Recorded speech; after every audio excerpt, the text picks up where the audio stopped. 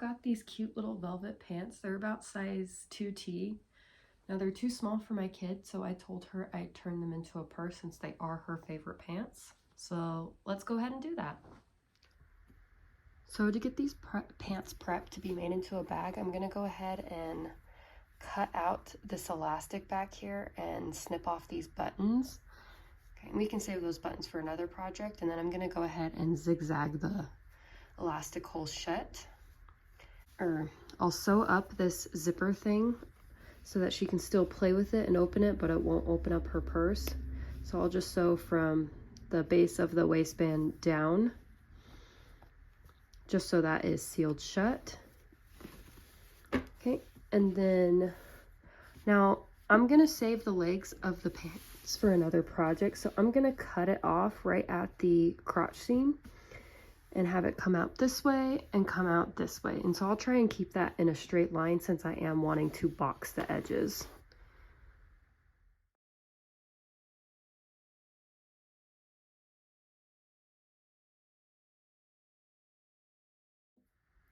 Okay, so I've got my pants lined up here, and I'm just gonna eyeball this. So I've got the seams here at the bottom lined up. Now that'll make the one side of the bag a little taller, so we could go ahead and switch that, but I'm gonna leave it like that. I don't mind one side of the bag being a little bit tall. So I'm just gonna go ahead and eyeball cut this just straight across. Now I want to make sure to cut through that thick seam because I don't want to, I want the bottom edge to be completely open. So right about here.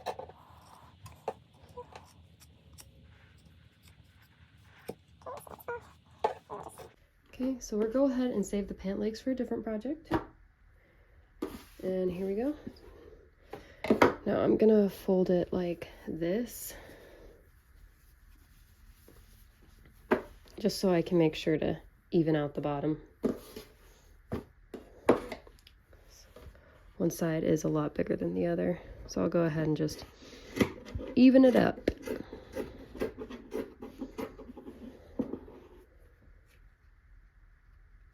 Now it does look like this fabric is going to fray a bit, so instead of lining the bag, I'm just going to take this to my serger and serge it.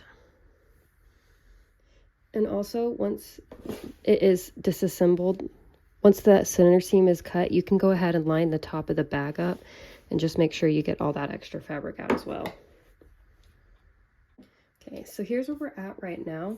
Now this could make a cute little skirt if we wanted to do that, but I'm gonna go ahead and flip it inside out. Okay. Make sure I get my side seams lined up. Okay, and then I can either mark out my box now, or I can just sew straight across. So what I'm gonna do is just sew straight across the bottom just to make it a closed bag. And then we'll go ahead and box the corners.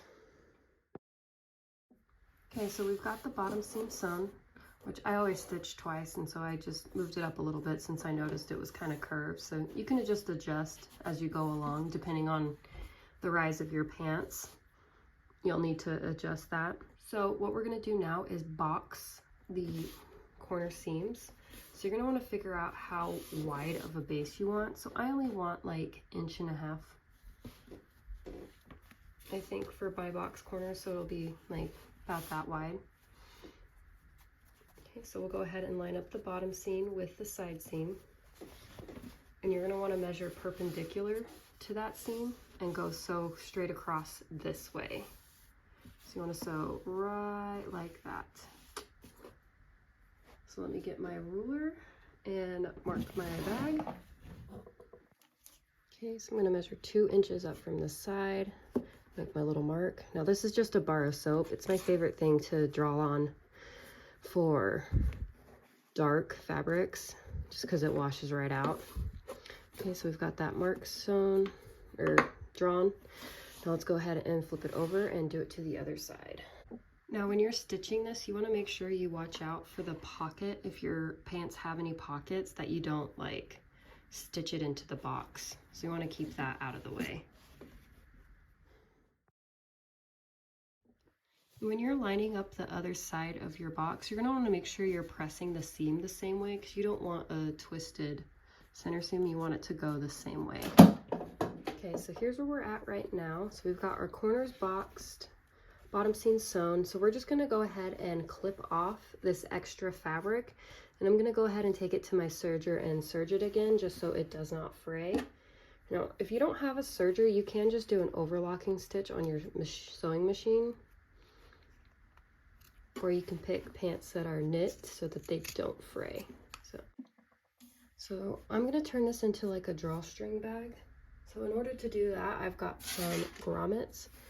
Now I want to have a crossbody strap on this as well, so I'm gonna go ahead and add in extra grommets. So I'm gonna do one on each side.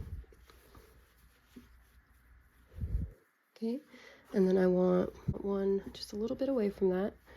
Let's do one here, one here. And we'll flip it over and do one here and one here. And then we'll do one on either side of that back thing. And then we'll do one. So this one's going to be a little bit tricky since we've got these belt loops here. So I'm going to do one just right here. And then I'm going to do one, trying to keep it equal. So it'd be just right to the side of this belt loop. So, and you can figure out what's going to look best for your bag, but that's where I'm going to go ahead and put mine. Now I've got this leather hole punch. Now I'm going to go ahead and set it to the biggest size.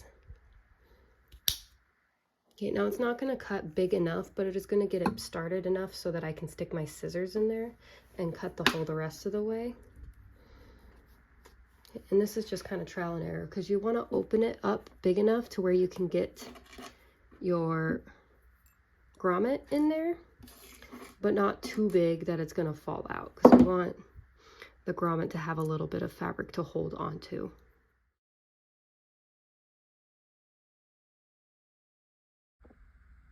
One thing to pay attention to when you are adding grommets, you want to make sure that you have an even number, because you're going to want to pull both strings through the front of the bag.